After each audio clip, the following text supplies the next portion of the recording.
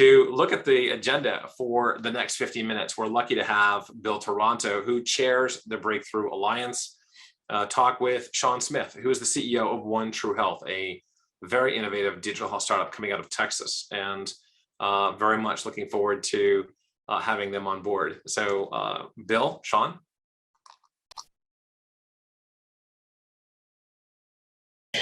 Hi, everybody. Today I have a great opportunity to interview Shawn Smith, who's the CEO of One True Health. I just had the pleasure of meeting him a little earlier today, and really looking forward to this conversation. As everybody knows, this goes relatively quickly, but I think we'll get some good insights from Shawn today. So Shawn, we have a pretty big audience. We have entrepreneurs, we've got investors like myself, we have students. Can you tell us a little about your journey? How did you end up as the CEO of One True Health and your kind of history up to that point so they get to know you a little bit better? You bet. Well, Bill, thank you. It's an honor and a pleasure to be here with you today. And thank you to everyone that's watching. I've been blessed to have a 35+ year career in healthcare information technology. I started out selling patient care systems on mainframes in the 80s and moved then into the integration world, the healthcare integration world. And I actually sold the industry's first integration engine to a hospital back in the late 80s. Was in that area for a while, moved into medical terminology and also into emergency medicine. And from there branched off to becoming an entrepreneur. So I had my first startup in 2002 that was focused on syndromic surveillance and on the emergency medical response to mass casualty situations. Had that for 13 years and had a successful exit, and then went on to lead companies in the long-term acute care and revenue cycle management spaces. And that brings us to now, as I'm the co-founder and CEO of One True Health, which is a family of companies based in Austin, Texas. Great. That's good history. So can you tell us a little about One Health at a high level? We'll get into more specifics, but just at a high level, what does One True Health actually do? Well, so again, we're a family of companies based in Austin. We have a care management component. So we have a company that's focused on providing virtual first preventative care through delightful clinical services, focused on primarily chronic and acute disease management, senior population, and others. And then we have a technology company, and we're solving the problem of where patients aren't in control of their medical data, and they need to have a better and more accurate picture of what's happened to them longitudinally, as well as a go-forward comprehensive care plan. So we're addressing that by creating a personal health record and a comprehensive care plan that doesn't use doctor speak, but puts patients in control so they can take the actionable behaviors to get healthy and to stay healthy. Okay, and what stage company are you at today? We're a seed stage right now. So, right. So a seed stage company, and we've been in business with our family of companies for a little less than 2 years now. Okay, great. I'd like to focus on two of your platforms, if I could, partly because this is a women's health conference, but, so that particular platform, but also mental health. And I was wondering if you could expand a little bit and tell the audience, what you're doing with those two platforms and how it's helping patients. Absolutely. Well, behavioral health is a huge issue right now. And as I mentioned, we're focusing primarily, at least in our care management company, on senior populations. So did you know that 40% of American seniors haven't seen a physician in person or through telehealth since the start of COVID? That is a prime example of the isolation, the social isolation and loneliness that has existed within the senior population. Then you add in the COVID pandemic, understanding that they're vulnerable against that virus. And it created a huge uptick in anxiety and depression, chronic conditions within the senior population. So part of what we do as a service is to come alongside seniors and provide, clinical care and care management and coordination where we create lasting and delightful relationships with our seniors. And it helps them, again, with anxiety and depression, as well as other chronic or acute conditions that they're suffering from. On the women's health side, interesting statistic, 80% of women manage the health care of their families. So in that situation, they need information. And the problem today is, we're based in Austin, Texas, but if I were to travel over to Pennsylvania and, why is it that I could go to an ATM on the side of the street and get a pretty accurate information of my financial health, but I can't, turn around and get hit by a bus in the middle of that street, and the doctor will likely have very little information on who I am, what's happened in the my background, my medical history, medicine contraindications, anything that's going to help them to save my life or provide better care. And in today's digital age and world, that's a problem that needs to get solved. And women, we'll take it up to one more level. 9% of adult Americans are in the sandwich generation today. And that's where they have kids that are still in school, but they're also caregivers for their aging parents. And the majority of those caregivers are women. So women need information. And to the extent that we can do a better job of providing access to relevant healthcare information, that would help women to not only serve their families and themselves, but also serve as caregivers for adult Americans. Great, great. Two important platforms that I think are really important to healthcare. What if you look at One True Health? What's kind of your expansion sort of plans? Where would you like to move the platform to? What are some of the areas that are interest to you? Well, on our technology side, so again, our aim is to take a whole information from a longitudinal past, all your past encounters, real-time health information like wearables or remote patient monitoring device information, social determinants of health information, claims information, and then synthesize it into a format that an individual who's not a clinician can understand. And then the second part of that is to help them to take actionable healthy behaviors as a response as part of a comprehensive care plan. So our future, though, is to say, once we put the patients in control of their information, they should be able to share it and to share it for their financial benefit. So we're looking at smart contracts, distributed ledger technology, and a Web 3.0 health data marketplace where you can exchange the information securely for value. And that's where we see things going, at least in our world, for technology on the digital health space. Good, good. So as you look at the digital health landscape, where do you see it going in the next few years? If I look back 10 years ago when I was starting the venture fund at Merck, remote monitoring was at its infancy. And now it's the devices are small, fast, they can collect all sorts of data. Where do you kind of see, we hear buzzwords like AI and sort of other, terms. Where do you see it going in the next, say, 5 years? Well, I see two primary areas. And the first is patient engagement.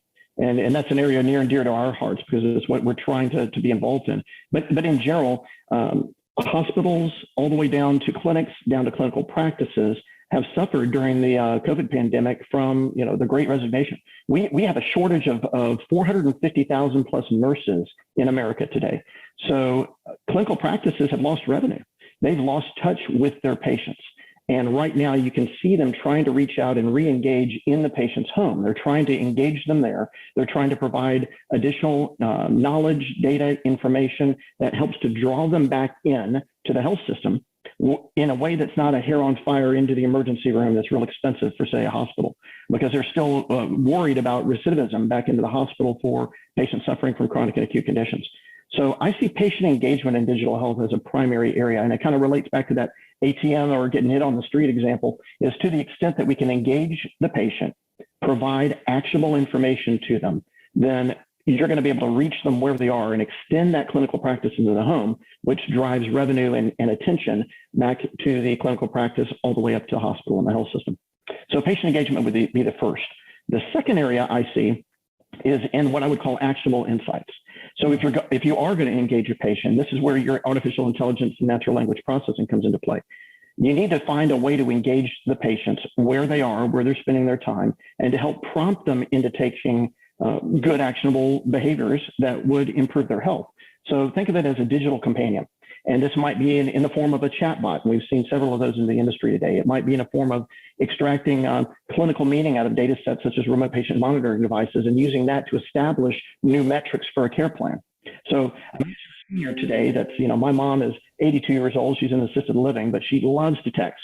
So reaching out to her through a chatbot to say, hey, you were supposed to walk 10 minutes today, did you? And she can respond, well, no, I didn't. Well, why didn't you? Well, I had leg cramps. Well, do you need information on leg cramps? Do you need to be connected to someone regarding to be seen for your leg cramps? All this kind of technology is here, and it's becoming more specialized and more personalized.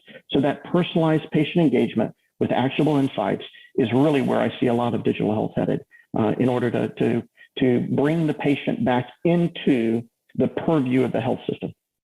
No, I would agree. I think that the whole area about refocusing on the patient, I think we've lost sight of, and I think it's a great area to be in, and your company's off to a great start.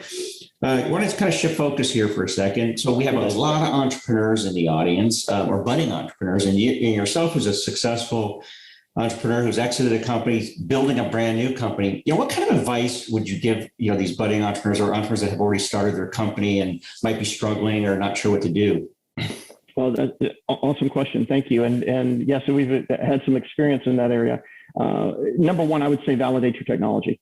the world of digital health is changing and changing rapidly. So the number one thing I would suggest for an entrepreneur is, if you got this great idea and you've got an excellent team to start building it, you need to spend some time de-risking the platform that you're creating.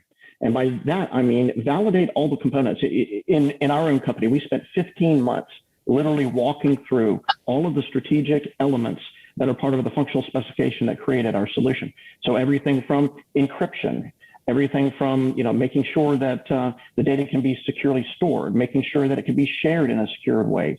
This is personal to our situation, our platform, but you get the idea. So entrepreneurs, I would spend time de-risking this platform. And investors love to hear that you're de-risking the platform. It's not just a great idea you're going to build, but you really know what you're doing in terms of building the components.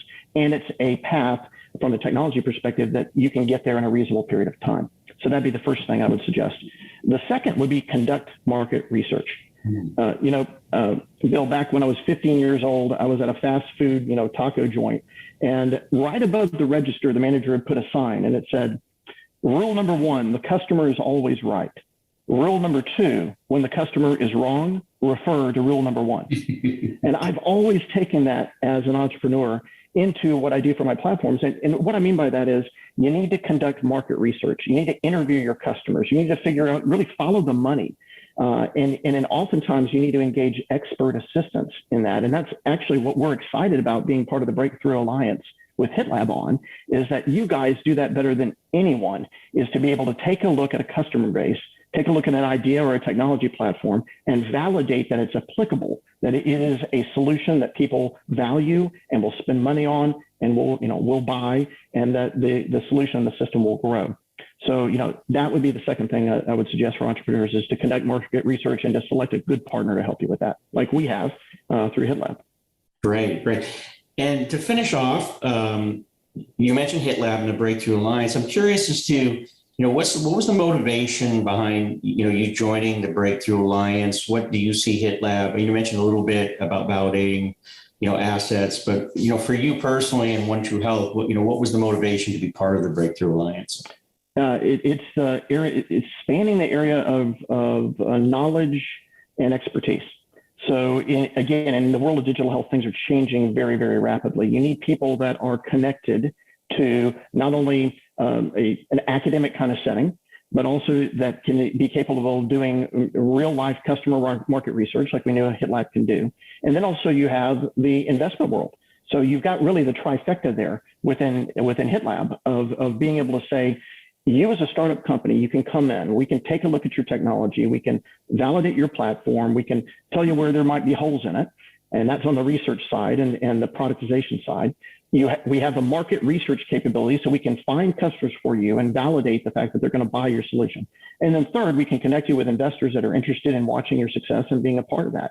And I hadn't really seen that in any other organization other than HITLAB. So we are honored and blessed and excited to be part of the Breakthrough Alliance and are looking forward to taking advantage of that trifecta. That's fantastic. And as chairman of the Breakthrough Alliance, I officially want to welcome you, and so happy you joined. And I'm looking forward to watching One True Health. And as you know, me as an investor in your space, when you're ready to talk a growth round, I'd be happy to have that conversation with you. But best of luck with everything. And it was a pleasure meeting you today and talking with you. And keep on working with HITLAB, and I look forward to working with you in the future. Thank you very much. Thank you, Bill. The honor was mine, and good luck to everyone in the audience.